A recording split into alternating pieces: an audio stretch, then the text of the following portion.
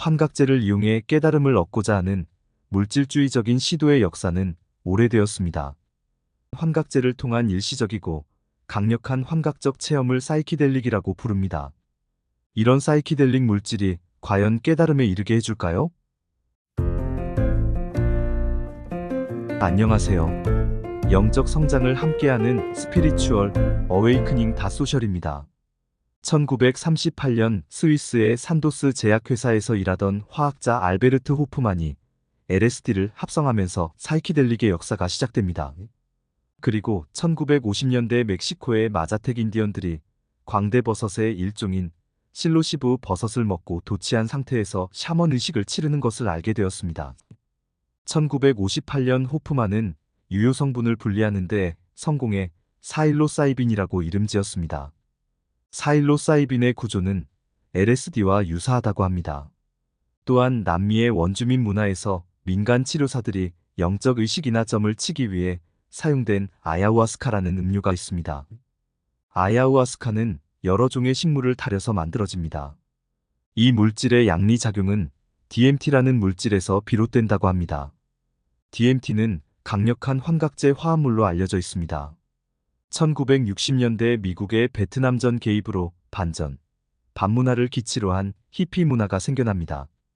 히피들은 반문화의 상징으로 의식을 좀 더 높은 단계로 확장하기 위해 LSD를 복용하기 시작했습니다.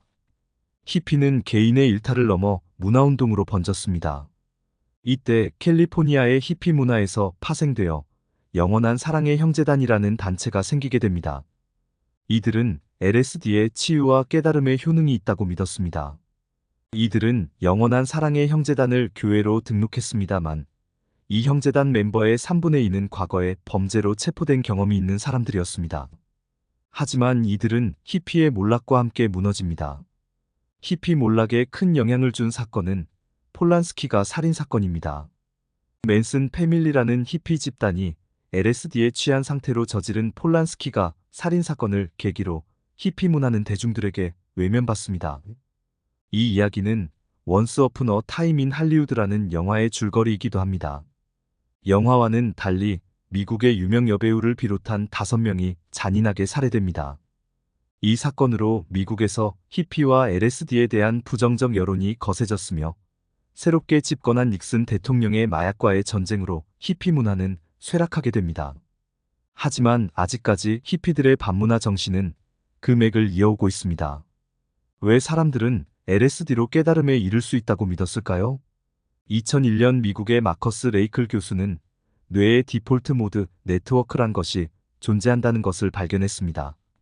디폴트 모드 네트워크는 사람이 어떤 일에 집중할 때 감소했다가 아무것도 하지 않을 때 활동을 재개하는 뇌의 네트워크 활동을 의미합니다. 디폴트 모드 네트워크는 오래된 기억을 꺼내고 과거와 현재, 미래를 오가면서 여러 가지 생각을 만들어냅니다. 디폴트 모드 네트워크는 내부적인 자극을 세밀하게 처리하면서 외부와 분리된 나라는 우리의 자아상을 강하게 만듭니다. 우리가 명상할 때 초기에 갑자기 잃어버렸던 물건을 어디 뒀는지 생각난다든가 하는 것이 이 디폴트 모드 네트워크가 활성화되기 때문입니다. 실제로 명상을 오래 한 분들을 기능성 자기 공명 영상 장치로 뇌를 촬영하면 디폴트 모드 네트워크가 약해졌거나 꺼져 있다고 합니다. 즉 자아의 상태가 약해졌거나 비활성화되어 있다는 이야기입니다. 영국 런던대 연구자들은 기능성 자기 공명 영상 장치로 LSD나 환각버섯의 성분인 사일로사이빈이 뇌 활동에 미치는 영향을 조사했습니다. 그 결과 사일로사이빈이 디폴트 모드 네트워크의 활동을 떨어뜨린다는 사실을 발견했습니다. 사일로사이빈을 투여한 사람의 뇌에 디폴트 모드 네트워크의 혈류량이 크게 줄었음을 알 수 있었다고 합니다. 이 이야기는 명상을 오래 수련한 사람과 유사한 체험을 하게 만든다는 이야기입니다. 이렇게 사이키델릭 물질을 이용해 깨달음을 얻으려는 물질주의적 시도들은 성공적이었을까요? 먼저 영적 깨어남에 대해 오랜 연구를 한 심리학자 스티브 테일러는 약물을 통해 영적 경험을 한 경우라도 그 경험이 영구적인 변화로 이어지지는 않는다고 주장했습니다. 그는 이러한 경험은 단기적인 상태이며 약물의 영향 아래서만 일어나는 것으로 설명했습니다. 1950년대와 1960년대에 많은 LSD 연구가 있었습니다.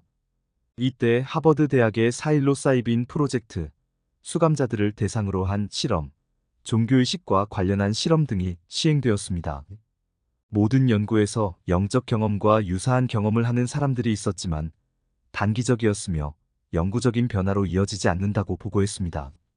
이후 LSD에 대한 연구는 부작용과 사회적 영향을 우려해 미국에서도 엄격하게 규제되어 왔습니다. 2006년 미국 정부의 허가를 받아 존스 홉킨스 대학은 환각버섯의 한 종류인 광대버섯에서 추출한 사일로사이빈으로 영적 경험에 대해 연구를 했습니다. 정부 허가를 받기 어려운 만큼 이 실험은 매우 세밀하게 설계되었습니다. 이 실험을 통해 사람들이 종교적인 체험, 우주와의 연결감 등을 경험한다고 보고했습니다. 그러나 이러한 경험은 일시적이며 영구적인 변화로 이어지는 것은 아니라고 보고되었습니다. 또한 아야후아스카에 대한 실험도 있었습니다. 2015년 발표한 사이키델릭과 정신건강 연구와 중독으로 인한 의식적 치유에 대한 민족지향적 연구, 그리고 아야후아스카를 이용한 중독치료, 캐나다의 예비관찰 연구 결과 등의 연구에서 아야후아스카가 일시적으로 긍정적인 경험을 보여주기도 하지만 영구적인 변화를 불러오는 것은 아니라고 보고했습니다. 오히려 이러한 약물 복용은 장기적인 정신 건강 문제, 우울증, 불안장애 등의 위험을 증가시키는 것으로 알려져 있습니다.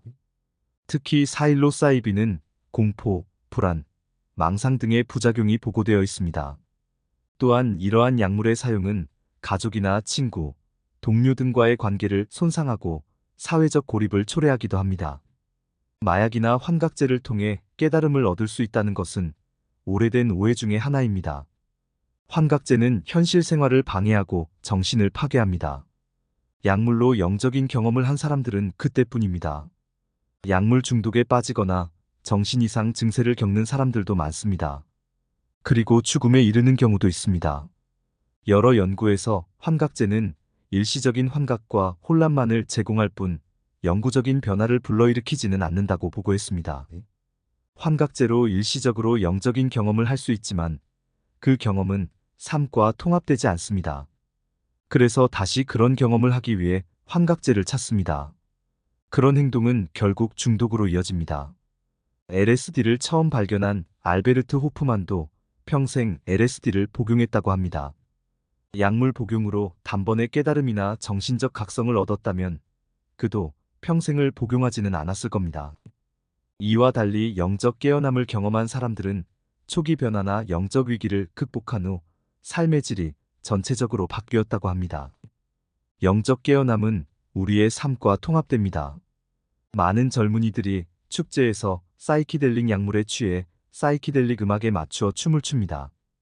그들의 주장이나 행동들은 언뜻 보면 깨달음과 연관이 있어 보입니다. 하지만 그들은 에고의 감각에 취해 있을 뿐입니다. 그 쾌감이 사라지면 다시 그 감각을 찾아가는 행동을 반복합니다. 정확하게 깨달음과 대척점에 있는 것입니다. 사이키델릭 약물은 깨달음의 문을 여는 열쇠가 아니라 진정한 깨달음으로 가는 길을 막는 장애물일 뿐입니다. 이는 많은 역사적 사건과 연구에서 밝혀진 것들입니다. 많은 사람이 깨어남을 경험하기 전에 많은 수련을 하거나 삶의 고통을 겪게 됩니다. 따라서 진정한 깨달음을 얻고자 한다면 물질에 의존하기보다는 정신적인 수련과 내면 탐구에 주력해야 합니다. 우리 깨달음은 스스로를 통해서만 이루어지는 것이며 외부에서 얻을 수 있는 것이 아닙니다. 우리의 영은 우리가 흔들어 깨운다고 깨어나는 것이 아닙니다. 우리는 우리의 영이 깨어날 때까지 기다림이 필요합니다. 오늘 이야기는 여기까지입니다. 감사합니다.